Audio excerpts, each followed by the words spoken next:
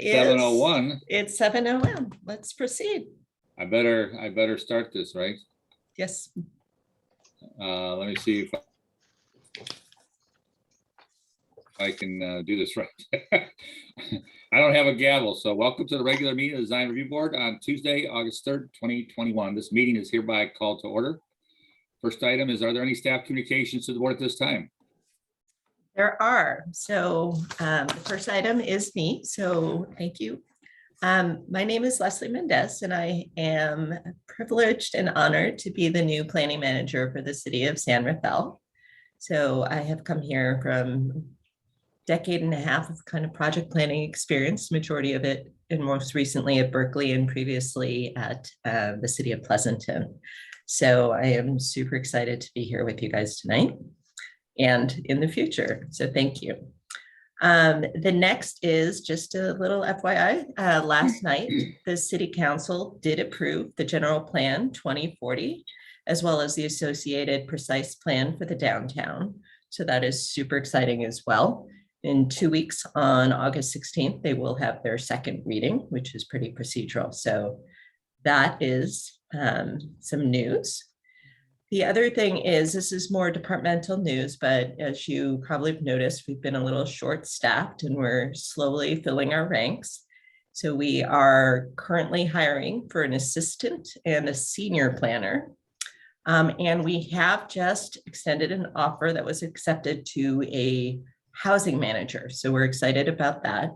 And the housing manager will take over, policy and direction of all housing, working on the housing element, and probably most importantly, administering the housing trust fund.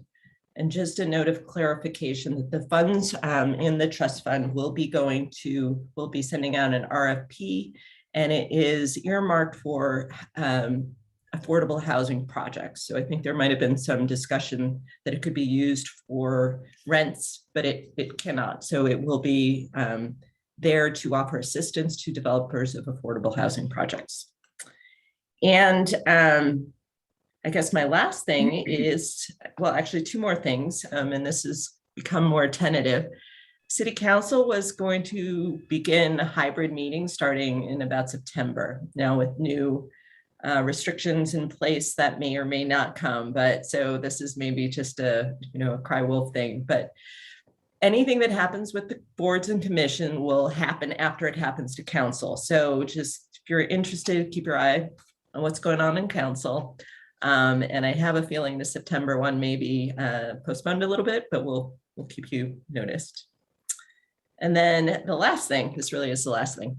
It is looking like the next DRB meeting will be canceled, which is August 17th. So you'll get a formal notice about that, and we'll notice the city clerk. And the other thing is that we want to schedule, or we have scheduled, a joint PC DRB study session for the Northgate Mall project. And we have that scheduled, or tentatively scheduled, for September 16th. So I'm hoping that you all, or the majority of you all, will be able to participate in your I think that is not your regular Tuesday. So that again will be September 16th, and more details will follow. And that is what I have. Thank you. Thank you, Leslie. When is the next schedule? Would that be a Zoom meeting as well? When is the next schedule? Would that be a Zoom meeting? Yes, that will be a Zoom meeting, and the next scheduled meeting that we would have would be, well, they are the first and the third Tuesday of every month. So I don't have the calendar in front of me, but we may have something on the first Tuesday of August, and if anyone has a calendar, please shout out. This is the first Tuesday of August. So. I meant of September. Sorry about that. Yeah. So it looks like 16 minus 7. That would be September 9th. Do we have anything for that? I think it's September 7th. Yeah. It is? Yeah. Thank you. Okay, September 7th. I don't have anything yet currently scheduled, so that is to be determined. And that would be the day after Labor Day, wouldn't it? Correct. That is. So if we had a meeting, it would probably be Wednesday instead of Tuesday, no?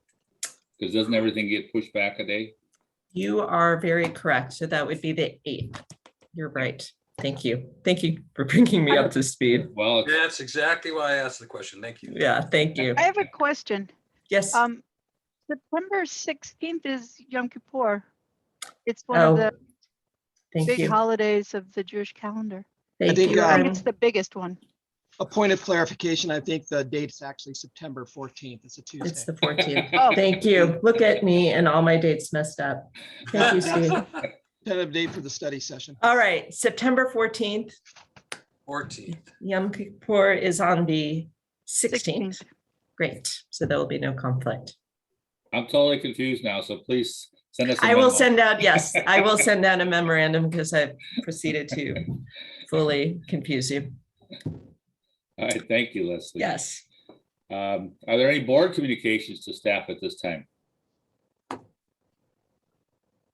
Nope, seeing none. Next, we'll go on to move the meeting procedures. Due to the COVID-19 shelter-in-place order, we've had to establish new ways of conducting our public meetings, as you're all well aware of. I'd like to ask staff to address how public comment will work this evening. Yes. And is that to you, Leslie? Thank you. Yeah, so good evening. And in addition to accepting written comments, which have the DRB has already received at the meeting, staff is accepting public comment over the telephone.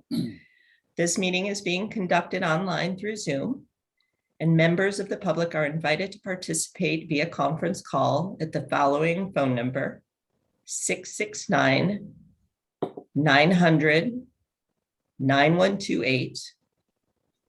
And the meeting ID is 835-3174-3214 #. And if you are calling in and you wish to speak during public comment, please press *9 when the chair opens the public comment, and this will virtually raise your hand. If you are an attendee not phoning in, and you need to just raise your hand virtually through the raise hand button at the bottom of your screen. Once it is your turn, you will hear a notification, and we will invite you to speak, and we will call you by name if you are an attendee, and we will call the chair will call the last 4 numbers of the phone number. Actually, Chair Paul, is that something, apologies, but do you call the people in attendance, or do you leave that to me to do? Well, you leave that to you because Okay, you're basically handling the controls on, great. Okay, cool. on the, and letting them speak when they call in and raise their hand. Okay, thank you. And when you do speak, we do have a 3-minute limit, so I will be keeping a timer, but I will not cut you off, but let you know if you're running over. So again, and if you submitted items in writing, they have been submitted to the board prior to this meeting. Thank you. That's it? That's it. Okay, now I can describe the meeting procedures for the DRB. We'll start out each agenda item. We'll begin with the staff report, and then the board will ask questions if necessary of staff pertaining to the staff report. Then the project applicant will introduce the project, and the board will ask questions of the applicant on that project. And we ask the applicant to try and be efficient in their comments. And I think we restrict that to, we'd like to stay within 10 minutes of time. Then the members of the public will be invited to speak, and that's when members should call in, raise their hand, and they will be recognized when they are unmuted. And again, please keep your comment. The public should keep their comments to 3 minutes. Then after all that, public comment is done, then the board will have the opportunity to ask questions of staff or the public after each segment. And then we'll close the public hearing and bring the matter back to the board for discussion and approval or a motion, let's say. Okay, so the first item is on the Were you gonna do minutes? yes, that's the first item is on the consent calendar. The review and the adoption of a prior board meeting minutes And so if everybody has looked at the minutes, could we have a motion on the February 17th, 2021 board meeting minutes? Move to approve as submitted. We have a second. I'll second. Okay, any discussion on the minutes? All those in favor? Aye. Aye. I'm Opposed? recusing myself. Yes, thank you. Thank you, Sharon. So Sharon will recuse herself because she was not at that meeting. May we have a motion on the May 4th, 2021 board minutes? Move to approve as submitted. In a second? Do I hear a second? I'll second. Thanks. Sorry, mute. Any discussion on the minutes? Hearing none. All those in favor? Aye. Aye. Opposed? That passes as well. And finally, may we have a motion on the June 8th, 2021 board meeting minutes? I wasn't there, so I'm, You're up. In a second. I can't, I was not there. I abstained. Oh, I'm sorry. Can't make that motion. A motion to approve. Good. In a second? Stuart, can you second? I second. Thank you. Good. So we have a motion and a second. Any further discussion on the minutes? Hearing none. All those in favor? Aye. Aye. Opposed? And then we have Jeff and Sharon are recused because they were not here at that meeting. Okay, good. Got that item out of the way. So now we'll move on to the first public hearing on the agenda, which is agenda item number 2. That's 800 Mission Avenue, the Aegis Living San Rafael. Was requesting an amendment of a use permit and environmental and design review permit approval to allow 11-foot 2-inch height bonus for a previously approved senior assisted living and memory care facility on 2 vacant downtown parcels. Do we have a staff report? Yes, we do. Thank you, Chair Paul and board members. The board will remember this project from their June 8th meeting. We had discussed this at that time at that meeting, and it was continued. I thought it would benefit the newest member of the DRB, as well as some of those members that might not have been in attendance at the June 8th Design Review Board meeting, to go through a really brief project history. In September of 18, the City Council denied an appeal and upheld the Planning Commission's conditional approval of a use permit and design review permit to allow for the construction operations of a new 77-suite assisted care facility with a floor of memory care, garage parking, understory garage parking, and associated site improvements, including landscaping over 2 downtown parcels. In February of 2021, there was a time extension granted due to the economic uncertainty due to the pandemic event. Building permits have been issued for the foundation, but not for the building itself. This project is requesting design changes. They're requesting specifically 11-foot 2-inch height bonus, which would bring the height of the building up from 36 to 47 feet and 2 inches. This would allow the applicants to increase their memory care from 1 floor to 2 floors. This site is permitted a 12-foot maximum height bonus with a use permit and approval by the Planning Commission. The downtown precise plan, which was just adopted, also allows for a maximum height on this site of 40 feet and 50 feet with a height bonus. So this height bonus was carried on when we created the downtown precise plan.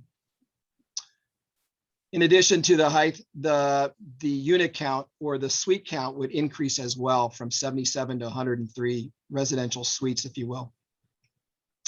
Project entitlements included both an amendment to the use permit by the planning commission to allow both the height bonus and the increased suite count, and then the design review permit by the planning commission also to allow for the design changes in both the building and sites.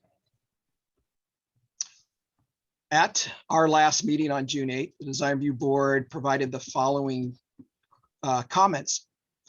Provide greater distinction between the dome tower element and the, dome tower and the rest of the building to better maintain the California Mission Revival architecture. Provide greater articulation and explore stepping back the upper story to provide greater relationship throughout the building design. And also the roof deck that had previously been removed as a cost-cutting measure should return in the project design. You thought that that was an important design feature. Design has responded by enhancing the dome tower element by both stepping back the upper story 10 to 15 feet away from the tower and increasing the actual height of the tower itself by 3 feet.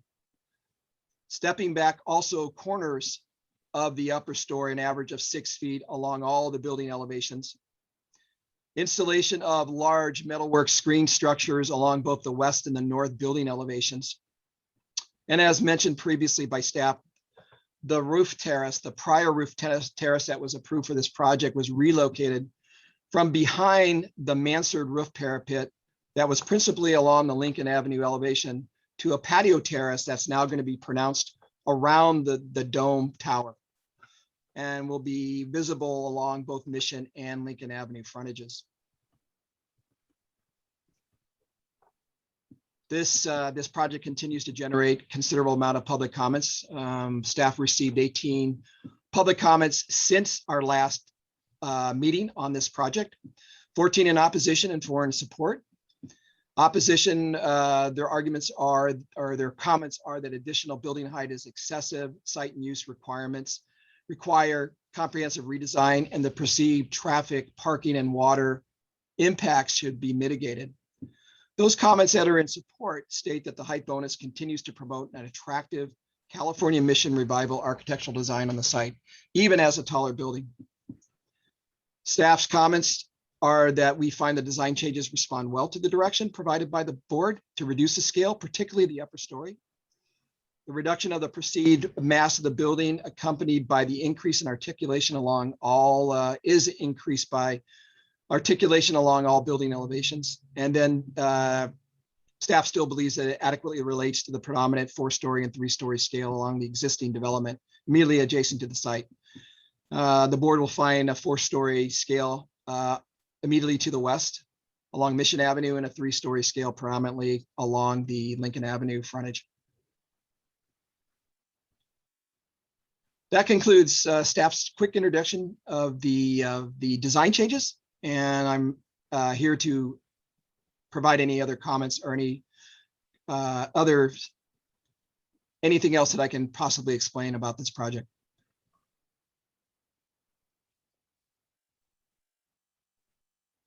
Yeah, I have one question for staff. Certainly there was a lot of concern about water in the public comments, and there certainly was a moratorium during the 70s when there was a drought in Marin. I'm just sort of curious if that's even remotely a possibility, if that's being thought about at all. Board member Kemp, that was when this project was submitted, it got approved with the water entitlements. It hasn't changed, it's just being modified or amended. I did send another referral to MMWD for update and clarification whether this amendment would somehow change the standings. I did not receive a reply, so I don't have anything that I can necessarily share. I would only encourage that the applicants continue to reach out to MMWD just to ensure that they have their water allotment, that nothing's changed. But as staff believes this is an approved project, they're just modifying the design. And so I don't think that may or may not change the allotment. Okay, thanks a lot. Yep. One question, Steve. Was the allotment based on the 77 units or now the 103 units? I think it was probably based on fixture counts. So my guess would be the 77 suites. So there might be, yeah, that might be. an area that needs to be explored. I apologize that MMWD would not provide some updated comments, but Okay. Any other board comments or questions? I'm sorry, not comments, but just questions of staff. I have two questions. Steve, the first one is the only real exception is the project is asking for is to work within the allowable height bonus. Is that correct? yes. Okay. And the number of units, the 103, has that changed since we saw it last? From It did. May? It was reduced by 3. Those units were removed. Those are principally where the patio terrace on the 4th floor along or surrounding the tower element, those used to be units. They were removed in order to create a common shared area up there. So basically those were removed to allow for basically rooftop decking up there. Okay, thank you. I have a question. Go ahead, Sharon. Can you explain how you measure the height? Because when I looked at the drawings, I saw a much higher overall height than the Yeah. number given. This has been an area of great confusion for everyone. How this works out is that the site actually has a significant grade change. It may not appear that way, but from the lowest point, which is right at the apex of Lincoln and Mission, to essentially kitty corner to the corner, the site rises over 11 feet. And so how this works out is that if there's a difference of 10 feet of grade change, then you measure height from the high point rather than at the low point. That is based on the UBC 97 UBC that we adopt as planners. So essentially, it is measured not from the low point at the apex of the corner, but really because there is greater than 10 feet of grade change, it's actually measured from the high point at the back of the site. So at the frontage, it's going to appear like a larger project, larger than 36 feet, larger than 47 feet. But it is within the allowable height based on the UBC 97. And the top of the building, they're measuring to the roof deck. Is that where you measure to, not the peak? You measure to the roof deck, correct.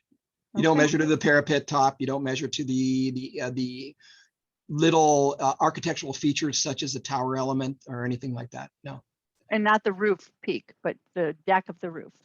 the deck of the It's a- roof. yeah. The deck of the roof. Okay. Just a clarification, Steve. You're still on the UBC 97? Correct. I find that odd. We're yeah, well, I guess we could be updated, but I think you we've not probably could. updated. Yeah. I just one clarification as well for me. The height bonus is being requested because of the affordable housing component. And so can you go through what the what's the affordable housing component of this project? Well, it's a little convoluted, but I'll give it a try. So when this was approved originally, the affordable housing requirement for this site was right around $330,000. That was the affordable housing fee. It was voluntarily increased to $500,000. So for the So additional floor, they're not doing any affordable housing, they're just paying an in lieu fee. correct. It's an Right, I in lieu just wanted fee. that clarification. So Yes, it's an in lieu fee only.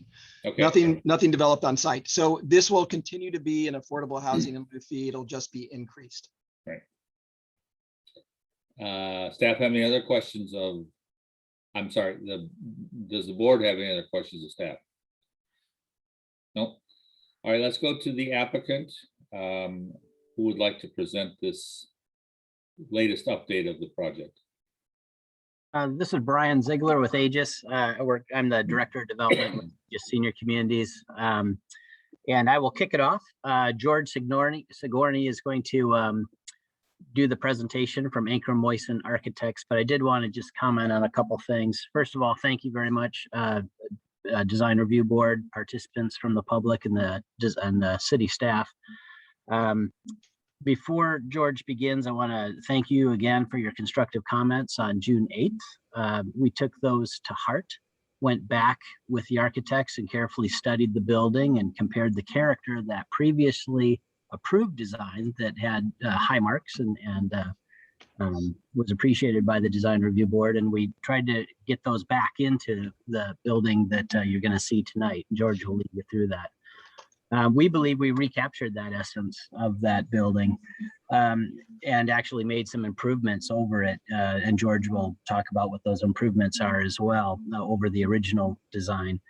I wanted to point out, because the height came up, that we did where Steve mentioned the apex of the height for it was in the corner at Mission and Lincoln. I want you to just notice that the building has been brought down. Well, George will bring you through that, but it has been brought down to that 4-level height at that corner where it was the tallest is now back to the 4-level height. And like I say, I think you'll see that we really worked hard to address the comments that you guys had at the last meeting.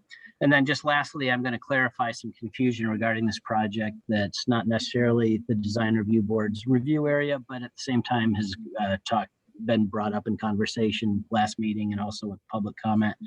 And that this is an assisted living and memory care community. It will provide professional service and care in a residential setting for a population that's quickly growing segment of your community.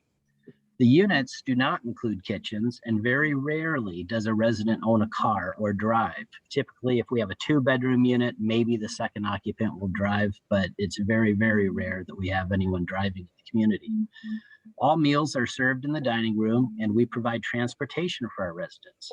We also have an approved TMP through the city, which includes incentives for staff to take alternative modes of transportation. This is a state licensed community, which requires we license the number of beds. It's not about units as far as the state and that is concerned, it's about beds. And therefore community size is based on beds. Parking is also based on bed count. The previous approval in 2018 was for 88 beds. The current proposal has 105 licensed beds. So it has 103 units, 105 licensed beds.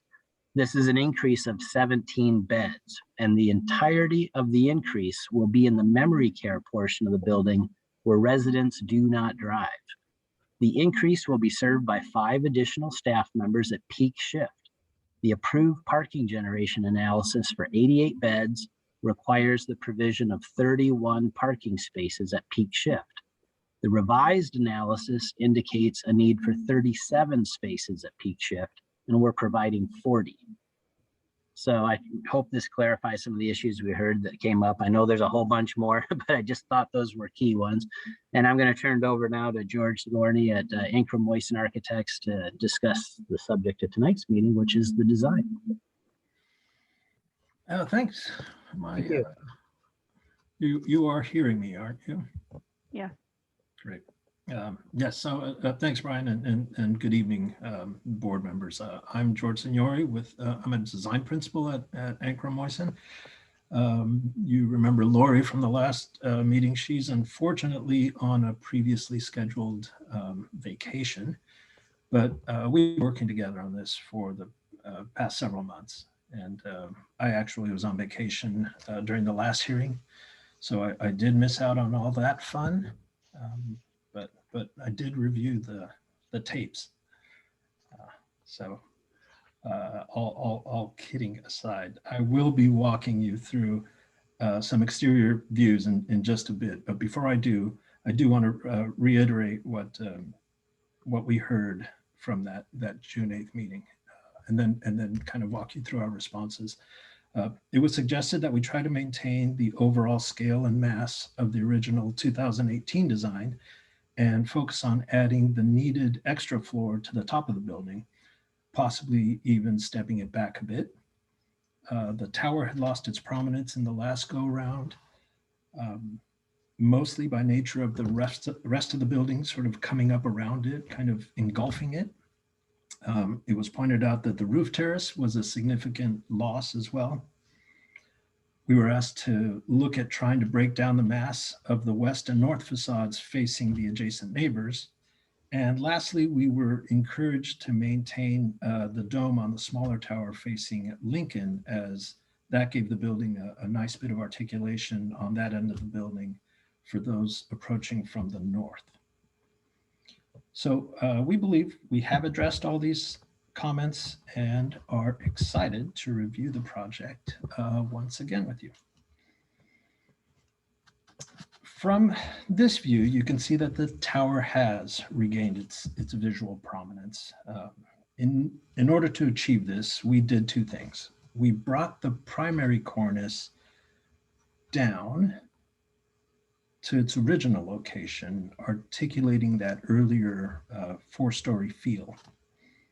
Along with this, we also sort of pumped up the scale of that cornice, creating a stronger, more definitive terminus to the top of the building. The second thing we did was significantly reduce the top story, pulling it back from the primary planes of the lower four stories.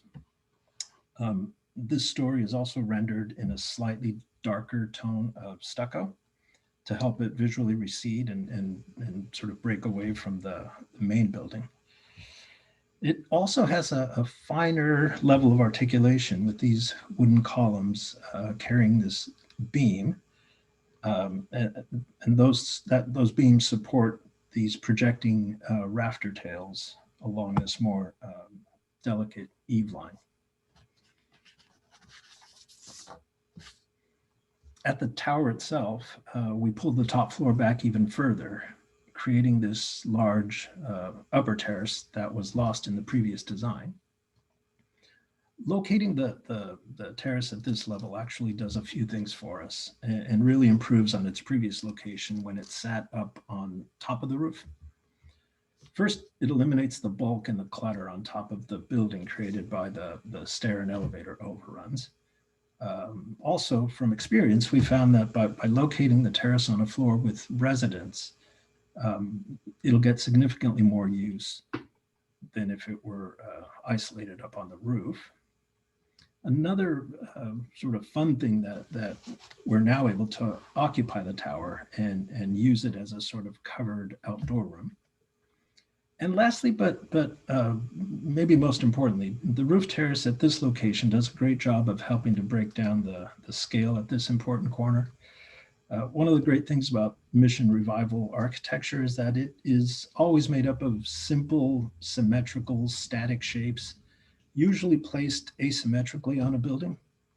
The effect this has compositionally is that you get moments of stasis in counterpoint to moments of movement as your eye takes in the whole building. And I'll show you a little bit what that means on this building. So from this view, the eye is drawn immediately to the tower because of its color, its height. And then a few moves can happen. This rhythm of these rafter tails pulls your eye across until you hit this gable, which is a static element. That stops your eye. This projecting base sort of pulls your eye down. Here you engage the arcade, and that's got a natural movement that pulls you across, kind of back to the tower and back up. Another reading that can happen is from the tower, your eye can move down and pick up these arches coming across around the corner, hitting this static element. That stair steps you up to this other projecting bay, up to this corner tower, and then kind of re-engaging with this eave line and kind of finishing you back up at the tower. As you approach the main entry to the building on Mission, you can see the dramatic effect that pulling that terrace back has on the tower, really letting it break free. From here, you can also see the top floor slowly begin to fade away. Even at this zoomed in angle, you get a sense of that larger compositional movement happening throughout the building.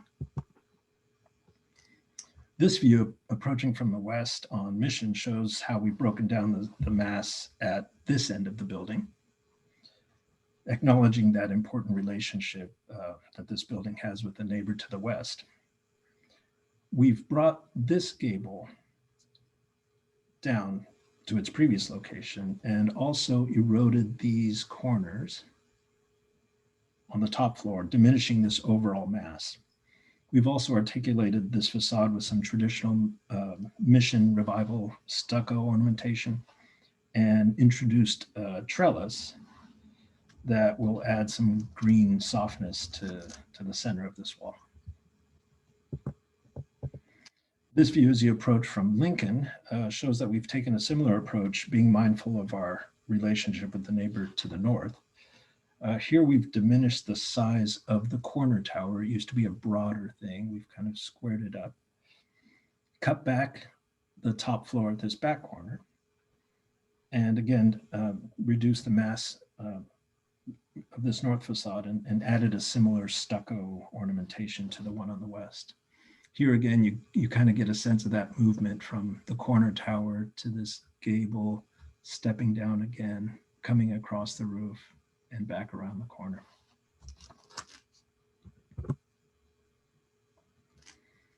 This floor plan illustrates how we were able to achieve some of that scale breakdown by setting the top floor back on these two primary facades and carving out the corners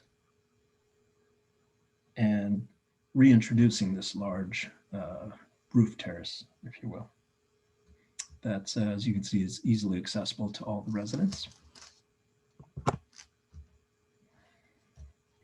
And with that, I'll conclude our presentation. Thank you for listening and for giving us the opportunity to chat with you tonight. We feel that the building has really evolved, has really matured, and has sort of settled into a much better place.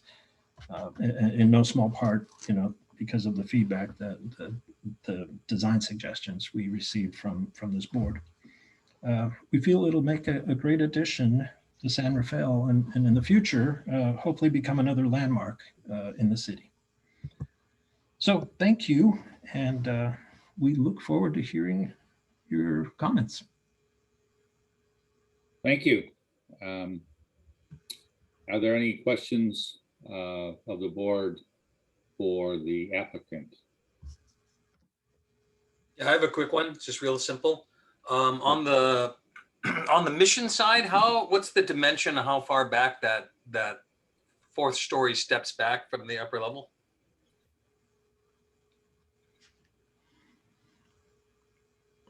Sorry, clarify again. Is it this? Yeah, how far back has that stepped back from the top level?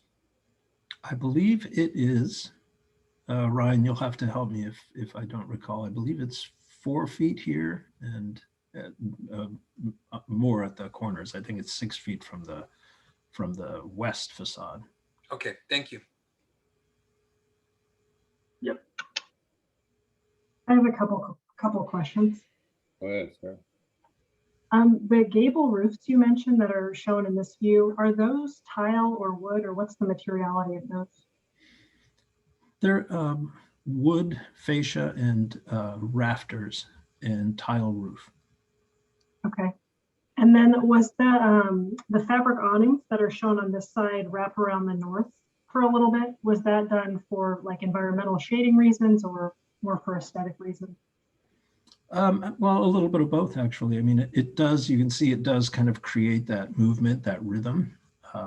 It also brings a bit of that color so that we're sort of tying into the blue domes. But they certainly are functional. Okay, that's it for me. Any other questions of the applicant on board? Hearing none, I'd like to open up the public hearing and ask Leslie to manage the speakers who wish to make public comments. Would you like me to keep sharing here? Or? Sure, let's see how that works. That goes. So again, if you are phoning in, please press *9. And in the meantime, the first speaker is Nina Lilienthal Murphy. And you have 3 minutes. Good evening, everybody. My name is Nina Lilienthal Murphy. I am the co-founder and current president of the Lincoln San Rafael Hill Neighborhood Association. From our last meeting of the Design Review Board, I see some minimal changes, as were pointed out by George and The previous gentleman before that, the corners, the roof pitch going down below the ridge line, the lower awnings, the open tower, more like a bell tower to open it up a little bit. I believe all of these give an illusion of a smaller scale, but it's not. It's not at all. When we were looking at George's presentation, all surrounding properties are dwarfed by this building. There are no setbacks, which is very important. There's still the same number of units, basically. The same height, 47 feet. Bayou Marin's 55 feet. That's only an 8-foot difference. And this is the gateway to our neighborhood. This is the entrance at Lincoln Mission. This is our neighborhood. And it still has an enormous negative impact on the surrounding neighborhoods. They're losing their sunlight. They lose their views. They get to stare at a massive wall on the west side. And of course, their property will be devalued, all surrounding this building. Overall, it still looks like very massive and out of place, not befitting a gateway to our neighborhood. I personally like the original design that we started out with in the beginning. I feel, quite frankly, that they're mocking the design review board and not following what was discussed at the June meeting. No consideration for the DRB means no consideration for the neighborhood. We're going to have to live with this for the next 40 years, if I'm not mistaken. I encourage them to work with us to make this work for the majority of residents in our neighborhood, not just one or two, but the majority, and stop ignoring the effects of this building on the surrounding neighbors. That's not fair to them, not fair at all. And stop ignoring our comments and the design review board's wishes, like setbacks. Like I said, this is going to affect us for years to come. And again, I bring up that water issue. Where's it going to come from? Us? Really? Not good. Thank you, everyone. I appreciate your time and consideration. I'm quite taken back about all the different ways of measuring the height, as Sharon was in the beginning of this meeting, where we used to go from grade all the time. Now it's like to subterranean. That kind of surprises me. It's hard to figure out where our starting point is anymore, which makes it, like Steve Stafford said, very confusing for all of us. Anyway, that's about it for me. Thank you for your time and your consideration. Thank you. Anyone else from the public wishing to speak? Again, if you're phoning in, press *9. And if, oh, there we go. Okay. So next is Walden Balin. There you go, 3 minutes. Walden, yes, you're on mute. Okay. Thank you for letting me address you at this meeting. My name is Walden Vallon, and I am president of the HOA board at 820 Mission Avenue. You will have a copy of my email to Mr. Stafford of July 23rd. These are some added concerns and questions since then. I am still unsure exactly what the DRB is charged with, but at the last meeting, traffic and parking were brought up, so I will also bring them up. In the Transpo Group's latest parking summary, Exhibit 3, under footnote number 1, they mention a February 2021 traffic study. I can't find anywhere in the information found online describing a study done this year. Therefore, I still feel my email is accurate. I believe the SMART train has had a significant impact on traffic flow in our neighborhood, and a new traffic study should be done at intersections along the train line. In Exhibit 2, the Aegis Living Design Review Revision, July 9th, 2021, page 1, paragraph 4 states, and in quotes, the street level also provides Mission Avenue access to the parking garage containing 37 spaces total, including 2 ADA spaces, unquote. There is no mention of the 3 other spaces to meet the required 40 spaces under the previous plan. It also looks like to me that in the updated proposal of July 9, 2021, Exhibit 7, Sheet 3.1, the 3 parking spaces at the Lincoln Avenue entrance have been eliminated. Maybe that's why they designed 2 spaces in the garage as ADA previously at the Lincoln Avenue entrance. Aegis Living not only doesn't want to increase parking spaces, they want to decrease them while increasing suite capacity. There is also something very curious to me. If you compare the two lines of the March 2021 proposal and the latest July 2021 proposal, there are two major differences. The picture is larger in the March proposal and viewed at a closer angle. The July picture is smaller and viewed further away. Was this done to make the newest proposal look smaller? Seems a little deceiving.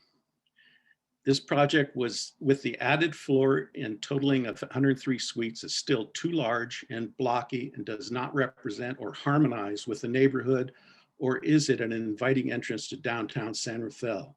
It does not create a better handshake between the neighboring properties. A couple of other things.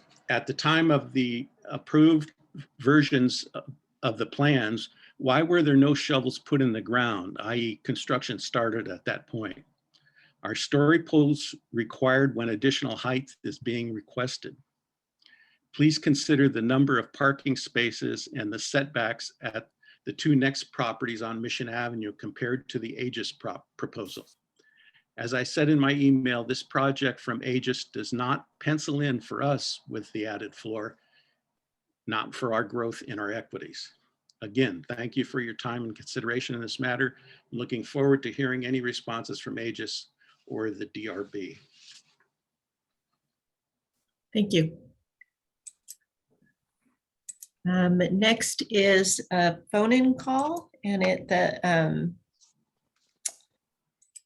the last four numbers are 0969. So let me allow to talk.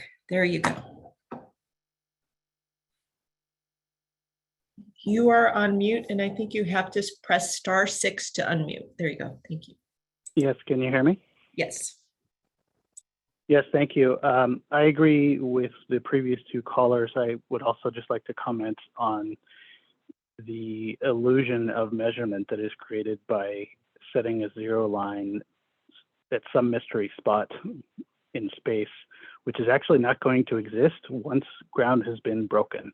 Everybody looks and measures from how this building looks at street level, and that's the way it should be measured when communicating with the public. I also just want to add a question as to the safety of the roof deck that we see from this corner view. I'm not sure if that roof deck is sunken from what we can see, but even if it is, it seems to be a great safety hazard, and if there's going to be railings that will be added there. Those are the only questions I have. Thank you.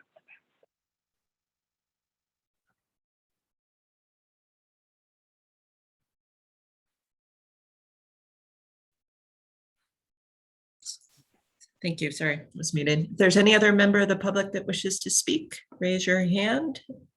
You've joined online with the raise hand button. Otherwise, if you're phoning in, if you can press *9. Give it a minute. And that is it for public comment for this item.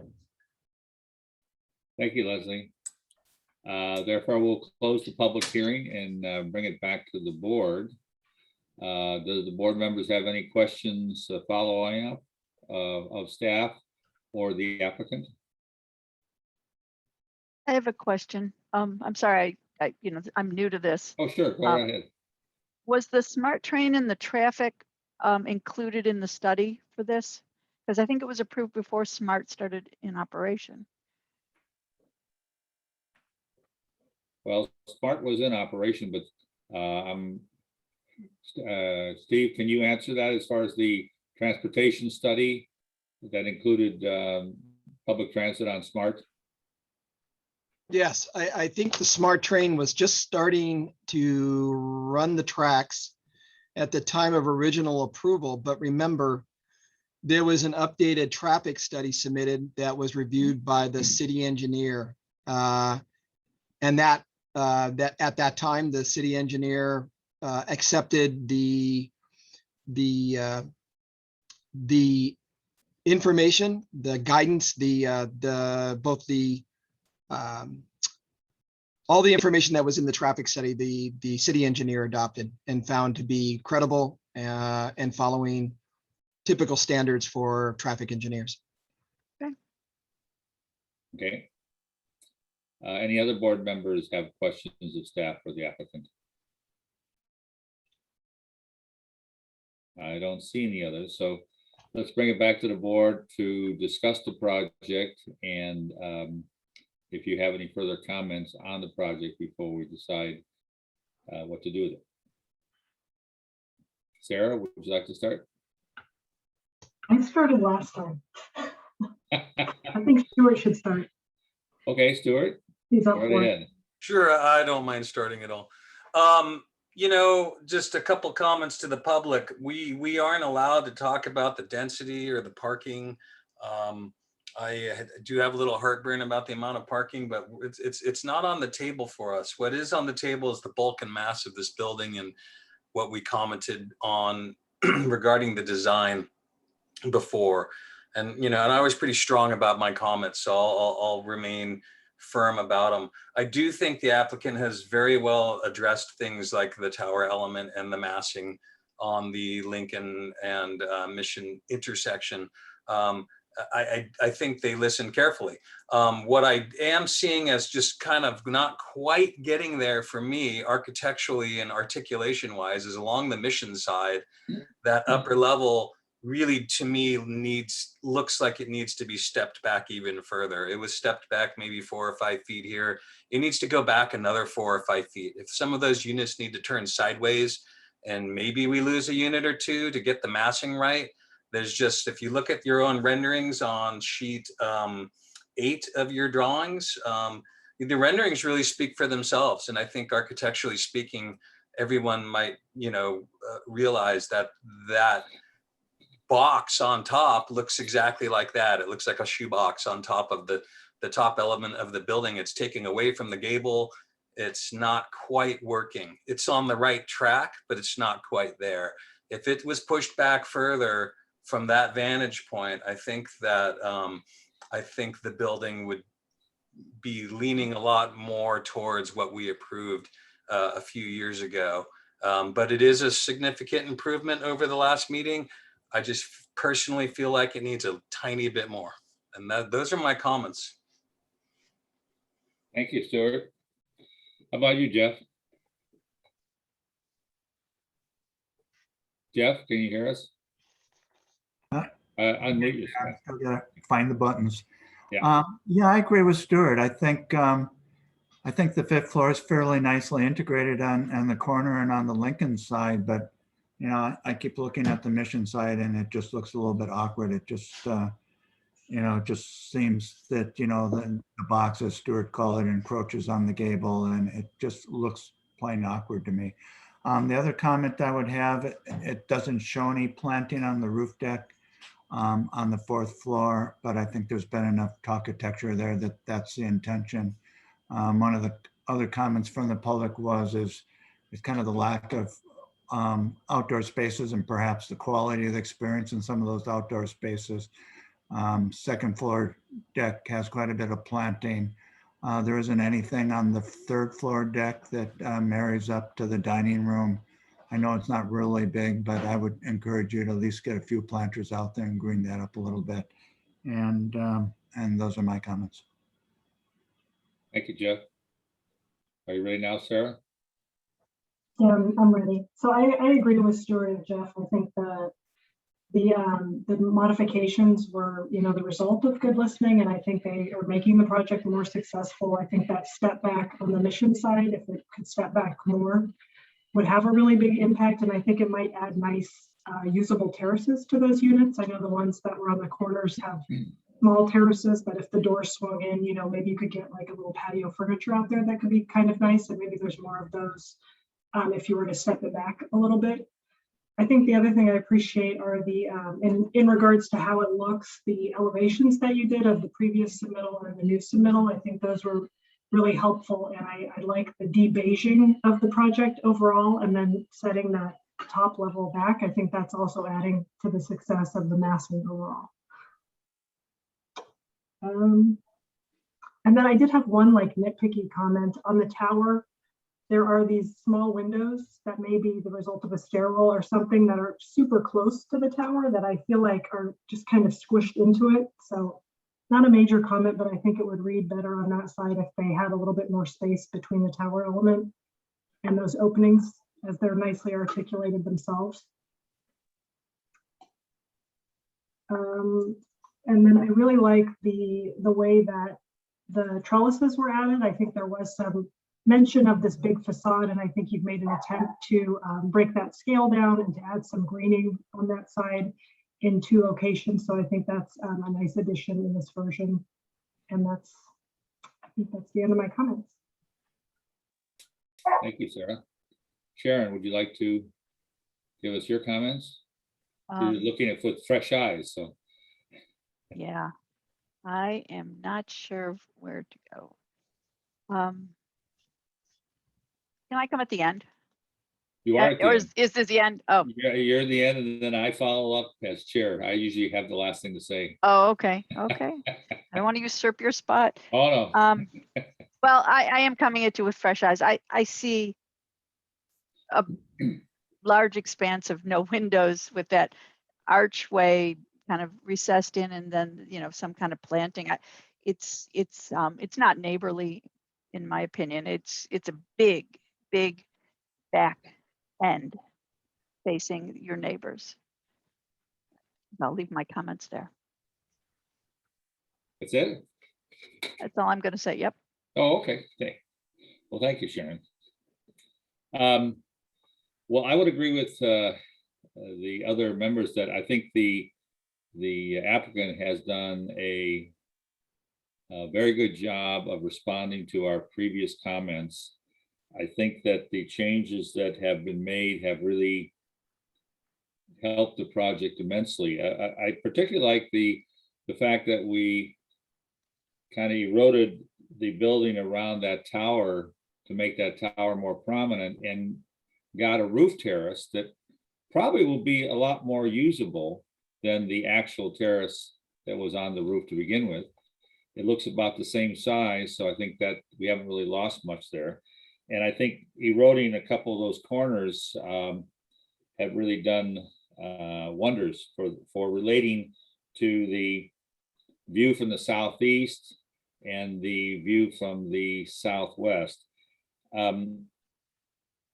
I would like to see a little more. I'm a little concerned about the view from the northeast on page 9. I think we didn't mention that in the past, but it's starting to concern me a little bit more because it's a little less articulated, and it really shows the 5-story nature of this building right up next to the entrance to the Lincoln neighborhood.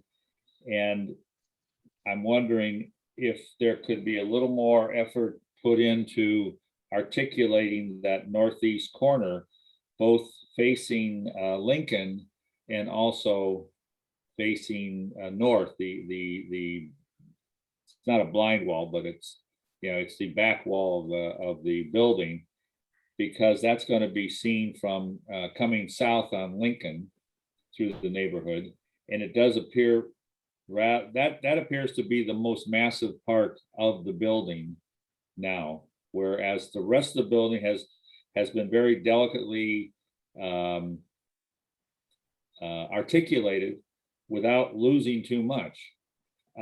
As far as that top floor on facing Mission, I'm not as concerned about setting it back as much, but I'm thinking that maybe you could achieve more by just you've changed the color scheme to make it a little darker. Maybe it could even be a little darker, and that's going to help break up the building massing a little bit more and make it look a little less monolithic.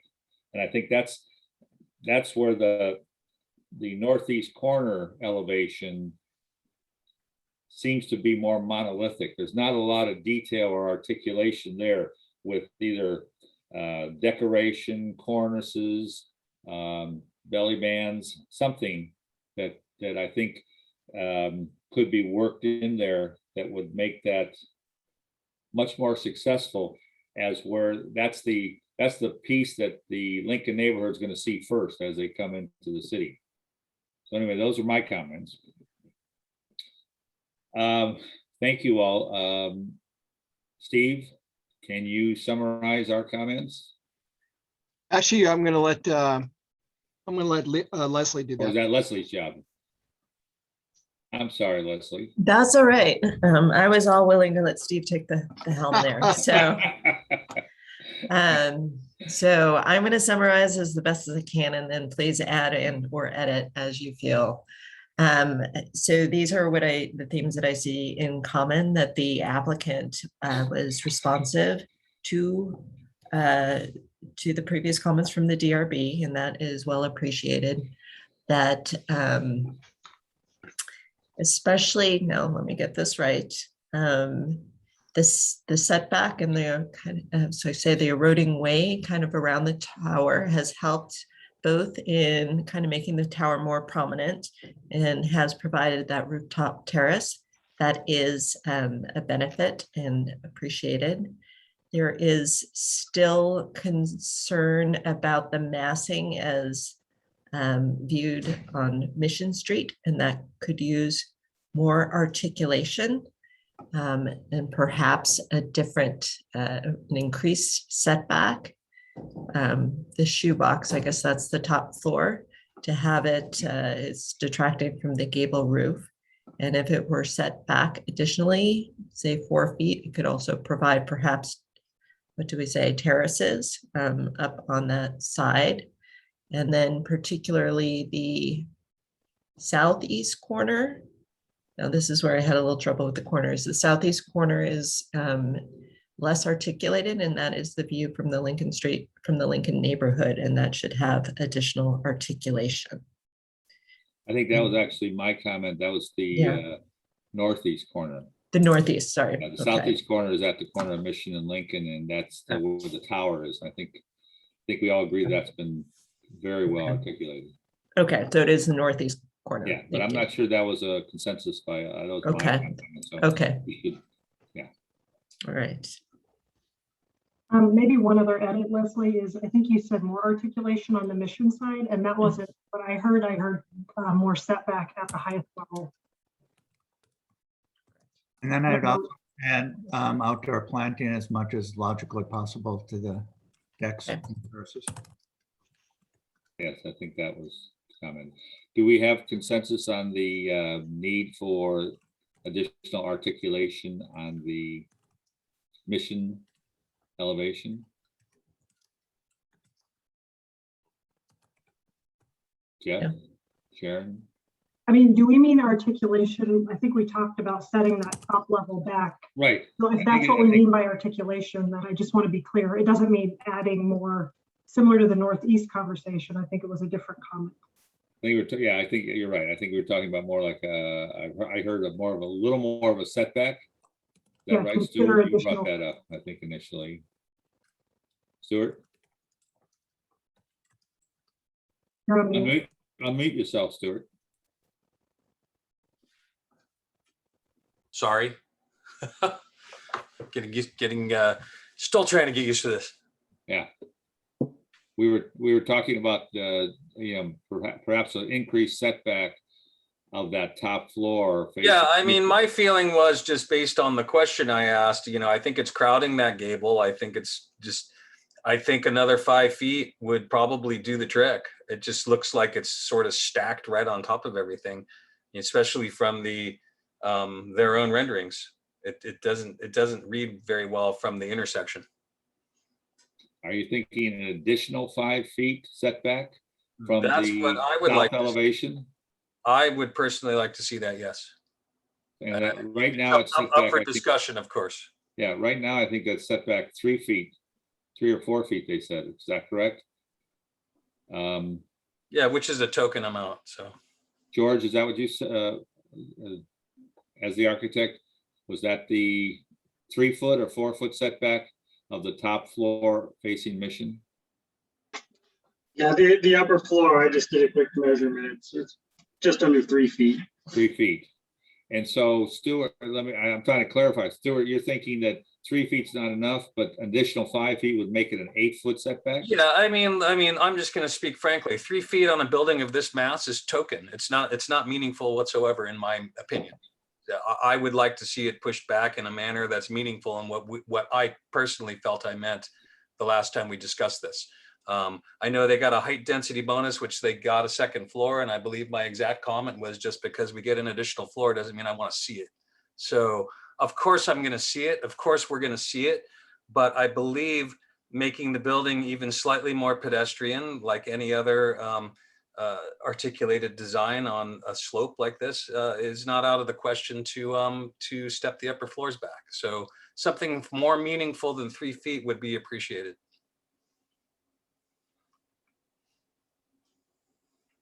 Yeah, I guess I would add to that maybe to, if that step back could add, usable outdoor space to those units. We can't do that. And it doesn't need to be monolithic. I know we have a straight wall there. If it undulates a little bit, that might help too. So I'm comfortable, Stuart, saying that it should step back more, but I don't think I'm not comfortable being prescriptive to the number of feet. I agree.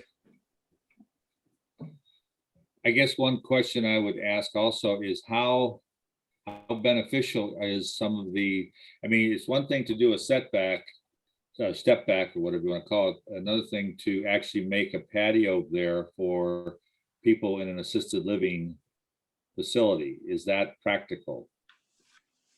If they're individual units, they're not under supervision, is that correct?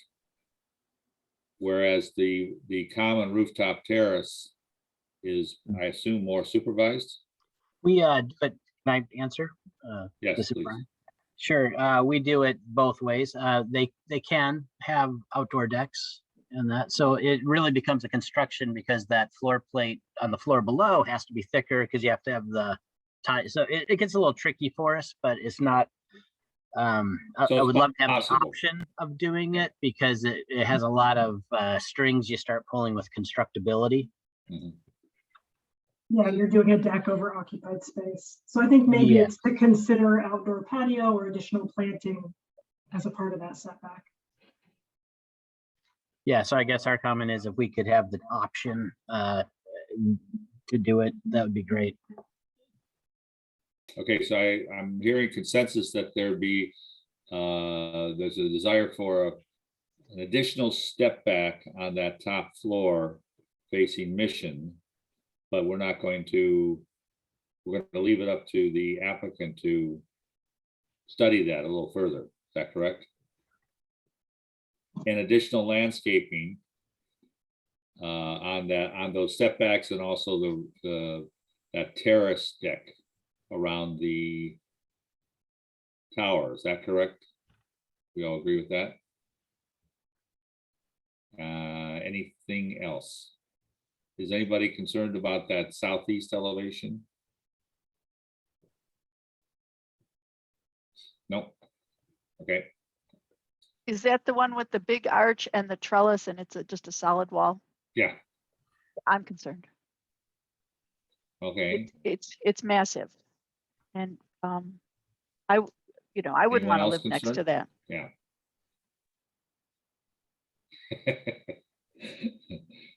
Yeah, I think they should take a look at that also. I would say that element's been there since the beginning, since the first time we approved this building. So I don't feel compelled to make them revisit that for something we approved 4 years ago. I actually think there has been additional articulation shown in this version with the trellises. Those weren't in the previous one.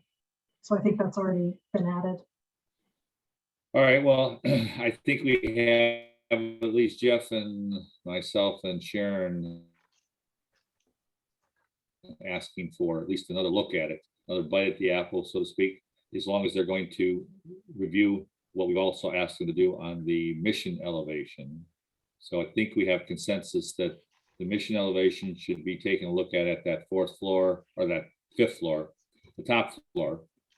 And while they're looking at that, and the landscape, more landscaping, shown at the upper floors, take a look at the southeast elevation, see if that can be punched up somehow to at least make it look less massive, less monolithic. Okay.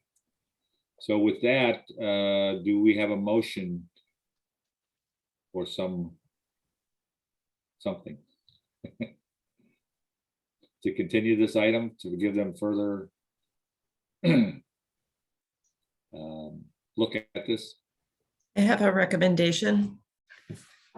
So what I hear is there's consensus on more setback on the highest level, and to consider that setback for outdoor patio and additional planting, and consensus on more outdoor planting in general on all the outdoor areas, including, the terraces and the patio.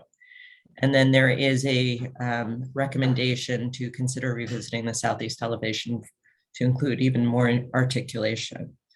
And I don't know how, obviously, how you've done this in the past, but if you were willing to make a recommendation for approval with those conditions and the 2 conditions and 1 recommendation, and pass that on to the Planning Commission.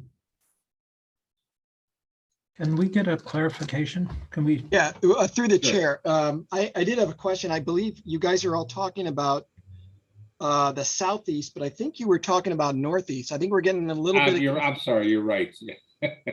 So point of clarification, I think Larry, Chair Paul was talking about the northeast corner of the building along Lincoln Avenue. Just wanted to have a point of clarification.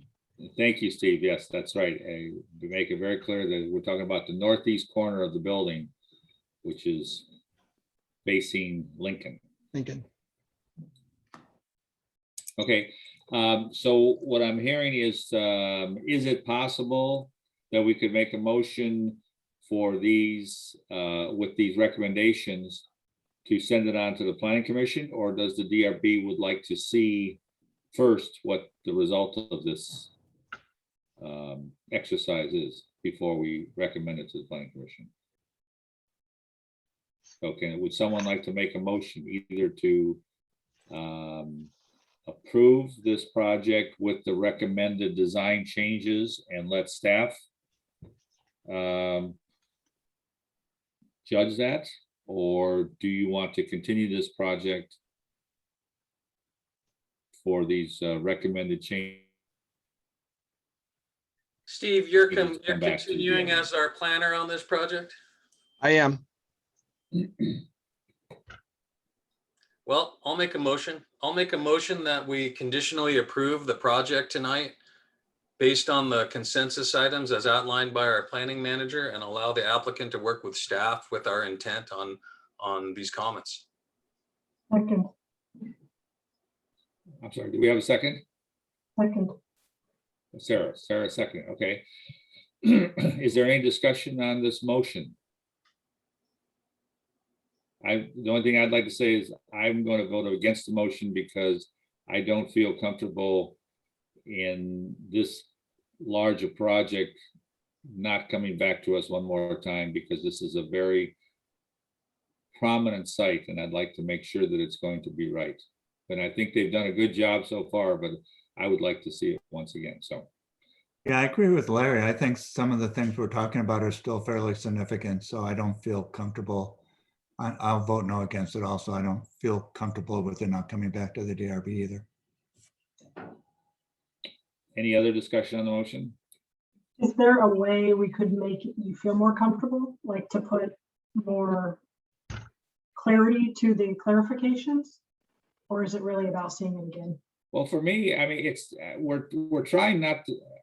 I don't want to design the building for them. I think they've done a good job of responding to the comments that we've given them in the past. And unfortunately, I think we kind of had all these other comments focused on the mission and the tower elements, and we kind of forgot about the northeast corner. And you know, it's like everything, you look at these projects more and more and you start seeing things that you didn't see originally. And I guess part of it was two, that they did such a admirable job of articulating and eroding the corners on the other parts of the building. And then it kind of makes this monolithic northwest corner stand out more to me. So it's the old case of trying to design a building on all four sides, right? Now, we're not talking about the backside that nobody sees, but this northwest corner coming down Lincoln, I think people will see it because one, it is high. It's going to be higher than the adjacent building, and it's somewhat monolithic. And I think that as long as they're going to be looking at the setting, I think the articulation is not as difficult as setting back this top floor 5 additional feet, if that's what happens ultimately. So that's Chairman Paul, can I make a third option? This is Brian at Aegis. Sure. And that was last time we met, and you approved us with conditions to return to the board for final selection on materials and things like that. And I think we got really good direction from you tonight. I understand what you're looking for, and I think we can work this out. It would be very helpful to get an approval tonight with a condition to return to the board just to finalize these last details, if that's possible, before the building permits or anything like that would be issued or whatever. Before, we can condition all that and make sure that it's worked out with you. But to have that approval helps us move to the next step, so we can go to planning commission and they can look at Well, their what is your intention? Is your intention to try to, this has to go to the planning commission for final approval? It does. But you are trying to submit for a building permit as well? Well, no, what we're trying to do is just keep the ball forward. We can't go to the planning commission, as I understand it, until we finalize our work here. And what I'd like to do is be able to at least get that scheduled and on theirs, and then be able to return to you in the meantime. Because I think what you're talking about is something that we can do pretty quickly. Because I setting that building back a little bit at the top and re-examining the articulation on that corner, it's pretty clear direction. Well, how does the rest of the board feel about that? Do you think that that's a possibility that we could approve it with these conditions to recommend approval by the planning commission with the proviso that it come back for final design approval of these recommended changes? I could say yes to that. I believe so. As long as the commission has clear understanding what we've asked for. I trust our commission. So. I guess sorry, Stuart, what I'm worried about is why, how much comment, do we think we're going to have at that point, right after planning has seen it? Would it be a better use of everyone's time to bring up that elevation that, is concerning you now and give them some direction on the articulation that they could work on with staff? Yeah, I think one of the things that I keep hearing the public concerned about is traffic, water, and height. I think that we have all kind of, we've accepted the traffic report, we've accepted the parking, and we've accepted the height because of the height bonuses. And what we're mainly concerned about now is the design aesthetics, the massing and the step backs. And that, I know there has been some public comments about the architectural design of the building, that it's not mission revival or it's out of scale or whatever, but I think that that's not the primary thing. So it seems like if we did move it forward to the planning commission, that's where the public is going to really show up. And the planning commission is going to decide if the height bonus is acceptable and everything. I think we're all saying that the height bonus is acceptable, but we're just concerned about the design aesthetics a little bit more, getting it right before we give a final sign off. So if that's possible, then we could move this thing forward with the proviso that the design come back to the DRB for final design approval before they go to get into the permit process, because this whole thing about setbacks, the setback of that top floor is going to affect your structural. Yeah, it would certainly have to come back for our look before they enter into the engineering process. Right. So do we all Yeah, I'm comfortable now with feel comfortable with that, or do you feel comfortable with? Okay, so Sharon. Okay, so then Stuart, would you like to amend your motion to make that a little more clear, to a little more clarification? Sure, I'll give it a shot. I move that we approve the project tonight with the consensus items. Let me rephrase that. We conditionally approve the project tonight to allow the applicant to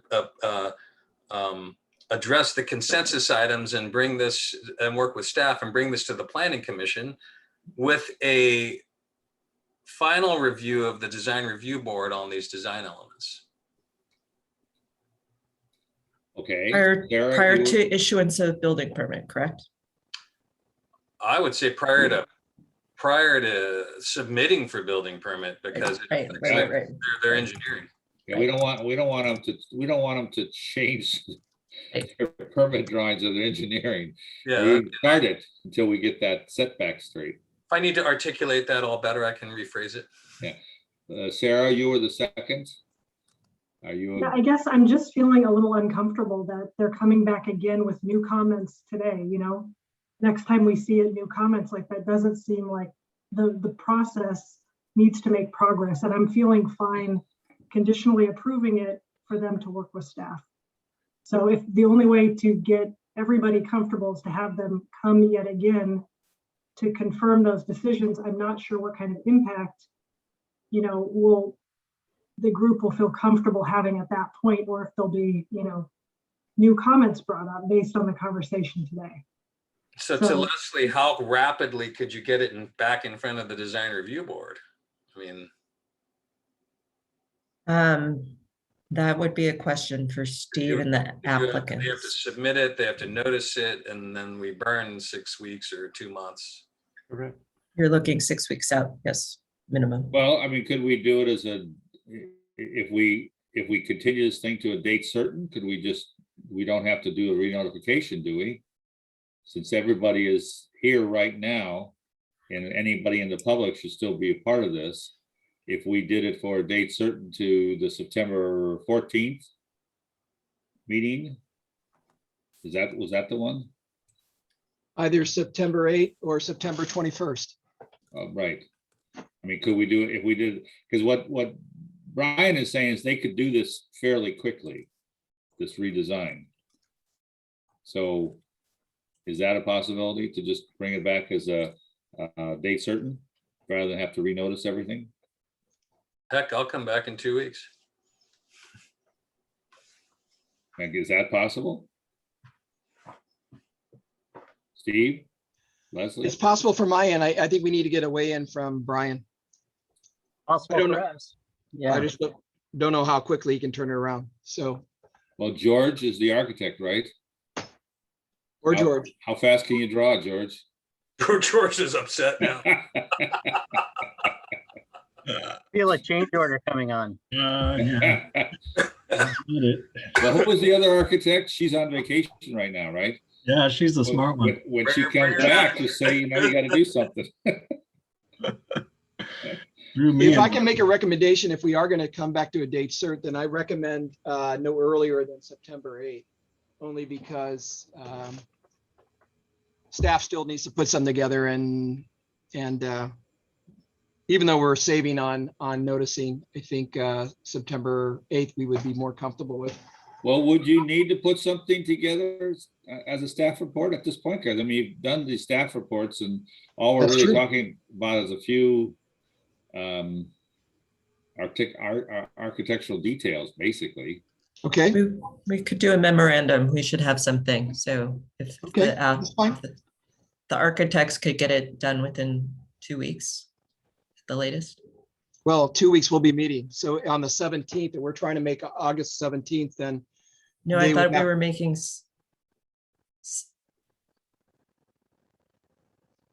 I thought we were going for September. Well, let's say, ask the architects, can the architects get everything back in for if we had an August 17th meeting, you would have to get our packets in to us by what, August, what? 12th? next Friday, it would have to be next Friday or something. Yeah, It actually has to be Wednesday because we have to respect the city clerk. So we have to have our Got it. packet in on Wednesday, which is, Pretty tight. That's so a it's week. 1 week to redesign this thing minimally. Can I ask a question? Is there an option to, approve it with the concessions to work with staff and a member of the design review board? So that it could be like a smaller, because we're talking about, I think you even said it, Larry, specific details on articulation. Is that something that you or like a design member board could work with Steve on? Would it have to come back to everybody? That could be dangerous only because Yeah. we have 5 DRB members.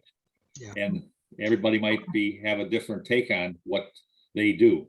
So it's always better. I think it's always better in this particular case on such an important project like this to have consensus of the DRB members.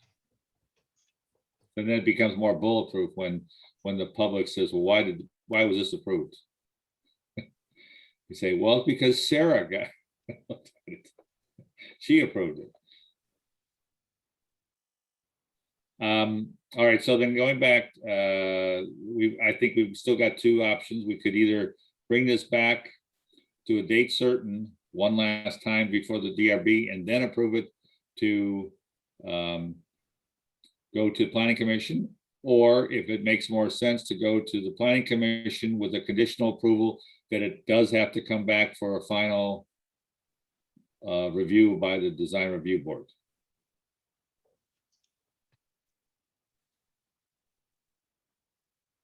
Will anyone feel? I've tried twice. I'm gonna give someone else a chance. I mean, I guess I'm feeling more aligned to that timeline because that was what Byron, Brian, sorry, your name is throwing me off, it's spelled there. What why? what he suggested. So I think I'm comfortable with that version. Because then we would have any impacts from planning. So there would be either something to look at that's different significantly or not. Well, and the thing is, let me ask you this, if it goes to the planning commission, how long is that gonna take? That's still a month out probably, right? So if that's the case, that would give them a month or say 3 weeks to get the design revised slightly according to what we've asked for, present it to the planning commission, and hopefully they'll nail it so that when it comes back, becomes a really perfunctory review that they've responded to these final comments. Is that a possibility? so it would be to conditionally approve the project based on the consensus items that are to be shown in the drawings presented to the planning commission. And then there is an additional recommended condition placed on this recommendation for approval that it will also come back for final design review to the DRB prior to building permit submittal. Yeah, I think you, good listener. Yep. Does that work for the architects and the Yes. applicant? Yes. Okay. Can I get one clarification on the consensus items, though? Yes. before we run off. The northeast corner. I don't know if it's understood by everybody, but the property to the north is zoned the same as this property. So it will at some point get a building as tall as this building. So and the reason I point that out is because I'm wondering how much movement needs to happen to that facade. As you pointed out, it was sort of approved before. The plan is sort of difficult at this point to move the those volumes very much. George, the consensus items I heard were to increase the setback on the top level along the Mission Street elevation to and in that setback to consider either a terrace or outdoor space or planting. The other consensus item was to increase landscape on all outdoor patios and terraces. I had those two as the consensus items. And then a recommendation to consider revisiting the northeast elevation. Got it. Thank you. Thanks for that clarification. Okay. And I think, George, the idea is that, yes, you're right, the zoning could eventually change that building, but it may be some time. And if we have to live with your building for 20 or 30 years, we want to make sure we can feel comfortable with it. And at the same time, the next building that goes in will probably go through the same type of review. You know, because it's just going to increase the mass and bulk of the entry to the Lincoln neighborhood. So they're going to look at that very carefully too. And we're going to look at it very carefully. So I think whatever you do today is going to maybe even set a precedent for future architectural statements. So it's work well worth it. All right, so having see, we still have a motion on the floor by Stuart. Do you want to revise the motion or to say what Leslie said? Oh my God. Leslie, you want to reiterate it? Yes, to conditionally approve the project with the consensus items, which are the setback on the Mission Street elevation at the highest level and increased landscaping on all outdoor areas to be incorporated into the project plan set that goes to the Planning Commission, and with a recommendation to consider revisiting the southeast elevation to provide more articulation. Northeast elevation. I have it written down. Northeast elevation, and that the project will return to the DRB for final design review prior to building permit submittal. I believe that's what I said before. So okay, I just want to make sure. Yeah. And Sarah, you were the second, so are you agreeable to that motion, seconding it again? Second. Okay, is there any further discussion on that motion? All those in favor? Aye. All those opposed? Well, that's actually unanimous approval then. Thank you, gentlemen. Thank you. Thank you. Thank you very much. Wow. Okay, so let's go on to the next item. Okay, I'm promoting a few people. The next item is the second and last public hearing on the agenda. This is agenda item number 3 for 292 Fair Hills Drive. It's a request for an environmental design review permit to construct a new 12-inch to 48-inch, 997 square foot deck that requires a reduction of the front yard setback by 1/2 the required 20 feet setback, and the construction of approximately 78 feet of a 5-foot high retaining wall within the Hillside Development Overlay District. Project planner is Renee Nickening. Nickenig. All right. Yes. Yes. You're new. Are you new? All right. And I think Leslie, were we able to get our? I don't see Tim Cornwell any longer in the attendees, but we have Sarah. Sarah's at Pan and Samina's on. Samina is our applicant, so we'll continue. Okay. All right, can you give us a staff report? Yes. So let me just share my screen here and we'll get us all set up. Well, hi, everybody. Renee Nickenig. I know I met some of you before in other projects and in passing, but this will be my debut at the DRB meeting. So I'm glad we're back in business in full swing and we'll have some projects coming forward. So as Chair Paul said, this is for 292 Fair Hills Drive. The two pieces of this project that require review by the design review board are part of an environmental and design review permit. There's two pieces that the code asks the DRB to give a recommendation on. One is the setback reduction of the deck that will be built. The deck, it requires design review because it is on a hillside lot and because it is over 30 inches at certain points. And also the construction of a retaining wall over 4 feet. A piece of this retaining wall, I should clarify that the 78 feet is an approximate total on the entire project, but there's just a couple feet of it that's within the setback, which requires design review. So we are asking that the DRB recommend whether to comment on whether the decrease of the front setback from 20 feet to 10 feet minimizes the impact to the hillside development and the grading at the site, and whether the construction of the 5-foot retaining wall is necessary to minimize grading and or tree removal. So those are the two very specific pieces that the code asks you to make a recommendation on. You see also on the staff report, it included a lot of the facts about the property. I just wanted to add some into this project as well, particularly for the grading setbacks in the natural state. They will well meet their natural state requirements, so that's not an issue, even with the new development. Grading, so far they only have 101 cubic yards planned to be cut. That is for a pool that will be built and a small spa.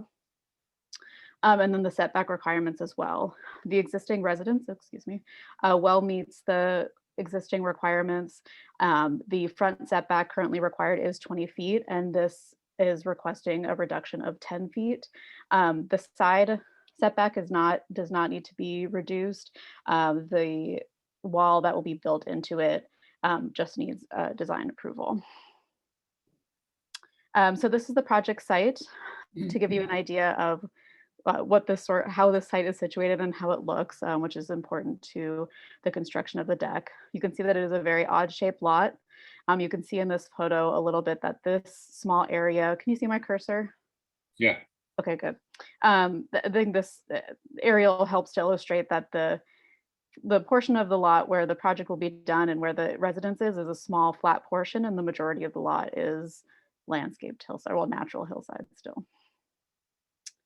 Some site photos to get you oriented with the site if you didn't drive by after receiving the staff report. This is the site looking up from Fair Hills Drive. This is looking southeast. The deck will be constructed along this side. This is looking west and southwest. The deck again will be along this side. Some of the retaining wall will be here, approximately where the spa will be, and then the small portion of the retaining wall that will go into the setback is on this west side over here. We have the existing and proposed site plan. The existing is limited. The yard is not landscaped entirely. There was an older pool there that has been covered over, and it's mostly an empty space. And then the proposed site plan, you can get a sense of how much is changing. And then we have a close-up here. So the two pieces that we're focusing on, this is obviously a larger project. The majority of the project complies with the zoning ordinance. Some of it doesn't even need a design review at an administrative level. But of course, the two pieces that we're talking about tonight are the retaining walls over 4 feet, particularly the section that it will be going into the setback about halfway on the side, and then the portion of the deck that will be going into the front setback. I'm realizing it's difficult to see on the screen. I apologize about that. But you can see here, the property line is noted, as well as the required 20-foot setback. And then here we have the proposed 10-foot setback. It's mostly significant in this middle portion of the deck, and of course, not as much on this side. The deck does require design review because it will, at certain portions, be over 30 inches tall, and so the entire deck is looked at. And here we have some elevations. You can see the height of the deck that's changing, as well as the retaining walls being proposed in a section as well, to get a sense of, there are additional retaining walls going in, but if they are, this one is just about a foot over grade, so that's not being considered. Staff recommends that the design review board review this and recommend approval as they see fit. Again, commenting on the setback reduction as it relates to the impact on the hillside development and to the grading at the site, and as well the 5-foot retaining wall as it is necessary to minimize grading. And that's it. Thank you, Renee. I will unshare my screen. Well, I'll keep it up if you have any questions. Does any member of the DRB have questions of the staff? No questions? Okay. Is the applicant going to make a presentation? Samina?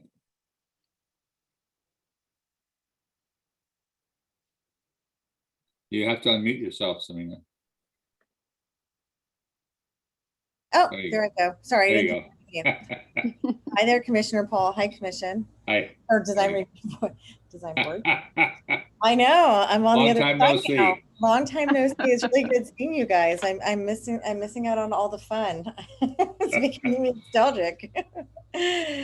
Well, as Renee went ahead and introduced a project, I do want to thank her for all the work that she's been doing with us to try to get this thing in good shape and shape enough for you guys to look at. As she noted, the project's 292 Fair Hills. So most of you are familiar with Fair Hills. There are a couple hairpin turns, and this property is on one of them. It is an odd site. So initially we had really looked at this as like a side yard setback because the front door is like over here. So it was a little awkward. So we took some time to figure out where all the setbacks were. This area here in red is where the work is being proposed. Samina, you're not sharing your screen. Oh, Are you sharing your screen? Yeah. No. Okay, I'm going to do that now. Okay, here we go. There we go. There we go. Thank So you. this is a hairpin turn. This is a lot easier to see. This area here is where the work is being proposed. The deck will come off about 10 feet to here. This is a pretty steep slope up. And I just want to show you guys the view from the street if you haven't had a chance to drive up there. So here you can see some of the garden deer fence. So the deck will, come out, from there. So it should be relatively masked, but I know that that's not really the issue here that we're looking at. I just want to give you context on that site. Again, some more photos. Here we have the site. There was a pool that was built and abandoned. It's now buried in the site. So we're going to have to actually excavate that. So in a way, we're returning the site back to what was first built. And this again is another view from the home. And you can see the deck would be out to here. And the site was obviously already cut into. So you can see how the natural grade kind of goes up, and this hillside is very steep as you go up. But we have this natural cut that we're working with on the site. So here's really an image of, it's a very conceptual image of what the site plan is showing. The existing wall, this is an existing patio in gray here.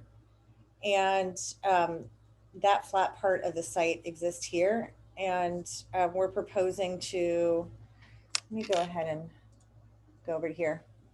So we're proposing to add this deck. So as Renee mentioned, the two things we're looking at is really setting this back here. Unfortunately, we're going to have to remove a palm tree to do that. So fortunately, unfortunately. And then we're also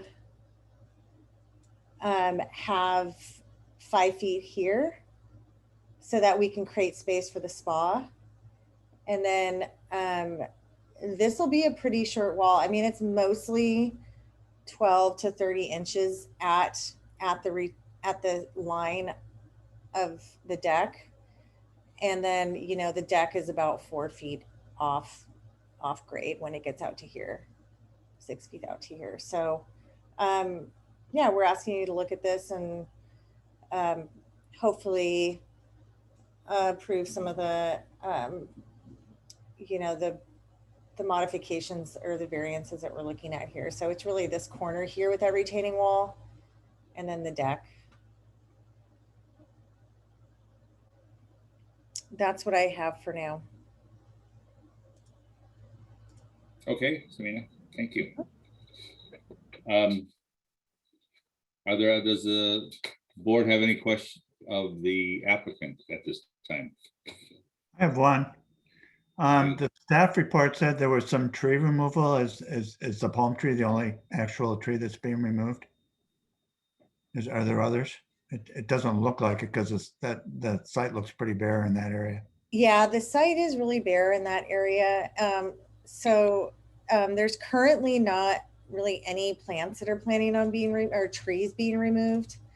There are some of this, like this area that's overgrown, that's going to have to be cleared in certain areas in order to get equipment up, but no trees. And would that area be replanted after the project is done? Yeah, so it doesn't look patchy, correct. Okay.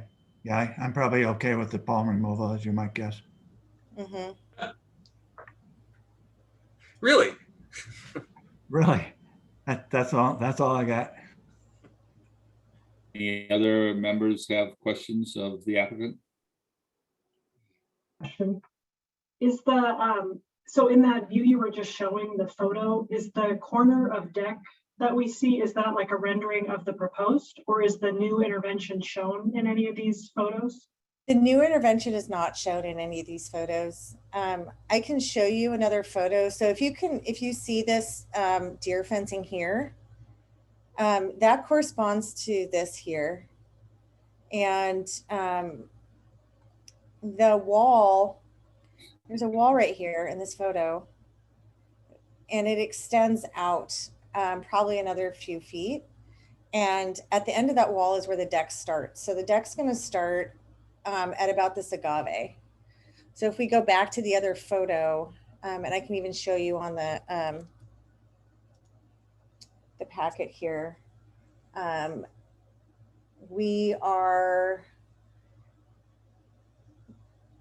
that's where the existing, that existing wall goes. So you don't see the intervention in the packet. There was also an existing deck that was here, but it's basically completely, it's just old and weathered. So it's just almost non-existent. So in that, if you can go back to that photo that showed that corner of the deer fence, so is the new deck starts at that corner and then cantilevers 10 foot out towards the road? Is Yeah, that it's no longer 10 feet, it's 8'3". Yes. Okay. Yeah. Mm-hmm. And so are there like, you know, diagonal members connecting back, or, you know, I'm having a hard time visualizing that, you know, that is it a thin edge? Are there posts coming down? Yeah, I can go back to the packet and look at this section.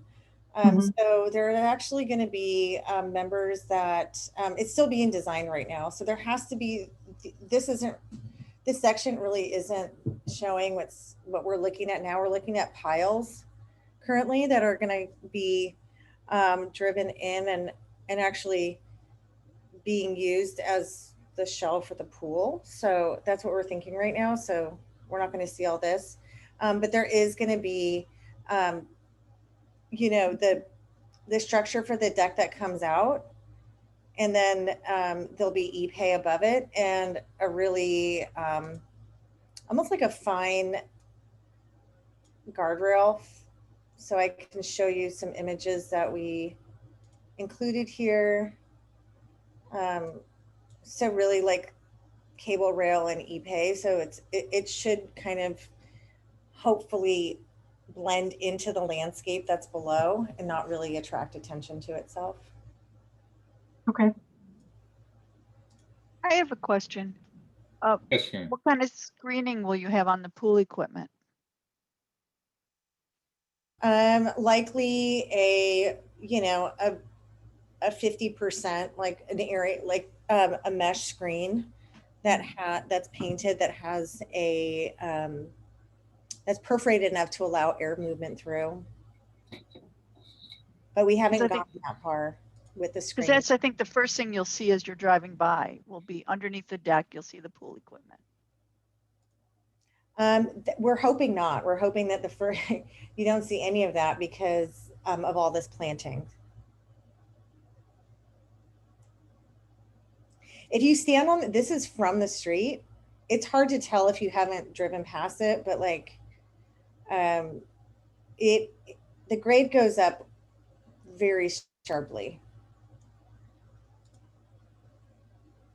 Now, I'm new to the board, but I'm surprised that there's not an image showing us what it will look like. Well, what we're looking at here is really the side yard setback and the retaining walls. So we do have an image here of what it looks like, but we did not have a rendering of the entire proposal because I didn't really think that the design and the screening was part of what we were looking at here. This is a minor design review for 2 elements, really impact on the grading and the height of the retaining walls at the north side of the site. Yes, and I'll just reiterate that we're asking the DRB to make a recommendation on the reduction in the setback and the above 4-foot wall on the west side, but not necessarily the design of the deck.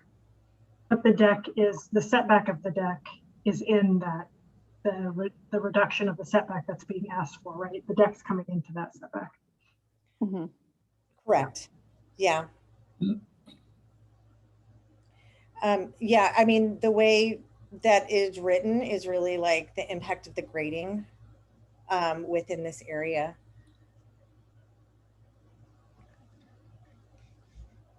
Are there any other questions of the applicant from the board?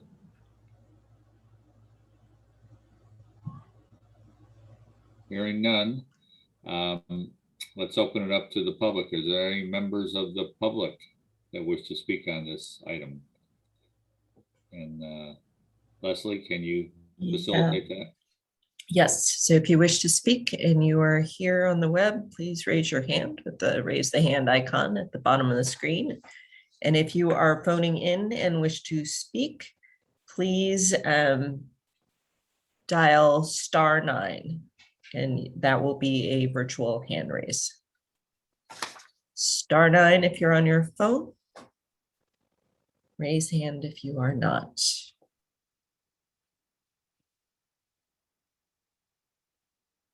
Give it a little bit of a countdown.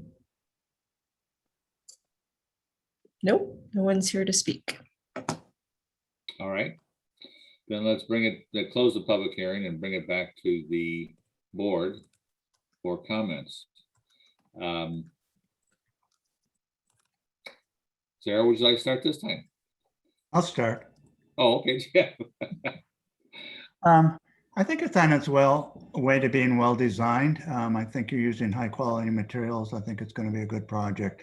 I would just say that any plant material that's removed to make room for your construction equipment be reestablished when you're done. And my only regret is you're only removing 1 palm tree. Try to look for another. Please do. Please do. I got seeds. I'll call you, Larry. We're gonna have Sharon, we're gonna have to fill Sharon in on the palm tree wars. Yeah. Board. Not tonight, though. Sharon, would you like to comment? I mean, overall, I don't see a big issue. I needed more information to understand what you're coming into the setback 10 feet. What does it look like? What will it look like as you're driving up? Those are my questions. Sarah or Stuart? I'll go. This is one of those projects where sometimes I wonder why we're looking at it. And I'm no stranger to saying that our hillside ordinance really needs a careful revision on some of its elements, and I'll say it publicly for the 45th time. Sometimes projects like this really don't need to come to the full design review board and can probably be handled at the staff level with the intent of the hillside guidelines. So I'll just leave it at that. Having an automatic design review board hearing over a deck in someone's pool just seems a little much. In terms of the merits of the project, it's got a huge right of way already. That in addition to the setback, I think, and the replanting that Jeff, which is, obvious, should just be a requirement. I think mitigate whatever concerns I might have. So I think it's well designed. It looks great. Thank you, Stuart. Sarah? Yeah, so I think I agree with what Stuart said. It's a high quality intervention. If it complies, I'm not sure why we're looking at it. I do have a little bit of, like I think Sharon mentioned, it would have been easier to kind of evaluate the deck if there was some kind of a visualization of that in place, but there were no neighbor comments. So it seems like that, I don't have a lot of concerns that I'm hearing from the neighborhood. So that's good. I think screening of all the equipment is important, and it seems like it's going to be behind a lot of bushes and other things. So that's good. I don't have any concerns. Thank you, Sarah. Yeah, I would agree with the other members. I think it seems to be a well-designed project, minimal impact. The only caveat I would say is knowing construction, just try and protect as much of the existing landscaping as possible, because construction, in particular this kind of construction, if you're driving piles and everything like that, it's gonna extend beyond the actual finished product. So, but other than that, is there a motion on this project? I recommend we approve this project as submitted. I'll second. Do I hear a second? I'll second. Thank you. Thank you. Thank you, Stuart. Is there any further discussion on this motion? Hearing none. All those in favor, say aye. Aye. Aye. Opposed? It's another unanimous approval. Thank you, Samina. Thank you. Thank you, Leslie and Renee. Thank you, all board members. Thank you, Sharon, for attending your first board meeting. You're welcome. Hope to see you again soon. Thank you. I guess we are now officially adjourned. Are there any staff? We're done? Yeah, we had that in the beginning, staff communications and board communications. So, Okay. but if anybody wants to say anything else, I'll just say that I will follow up since I mixed up all those dates with an email. So you'll have it in writing. So thank you. Enjoy your evening. Thank you. You too. Bye, everybody. Thank you, Bye-bye. everyone. Bye. Bye.